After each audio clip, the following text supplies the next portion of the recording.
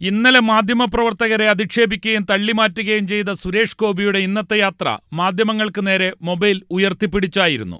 തൃശൂരിൽ സുരേഷ് ഗോപി വിരിയിച്ച താമരയിലൂടെ സംസ്ഥാനത്താകെ നേട്ടമുണ്ടാക്കാമെന്നായിരുന്നു BJP കണക്കുകൂട്ടൽ. പക്ഷേ കേരളത്തിൽ നിന്ന് ആദ്യമായി ലോക്സഭയിലേക്ക് ജയിച്ച BJP MP പാർട്ടിയെ നിരന്തരം വെട്ടിലാക്കുകയാണ്.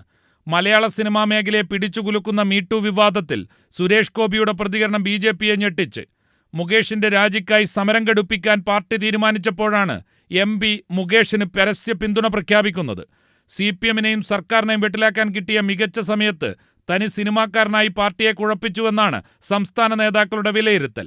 സുരേഷ് ഗോപിയുടെ എല്ലാ കാര്യങ്ങളിലും അന്തിമ തീരുമാനമെടുക്കുന്ന കേന്ദ്ര നേതൃത്വം MPയെ നിയന്ത്രിക്കണമെന്നാണ് സംസ്ഥാന നേതാക്കളുടെ നിലപാട്.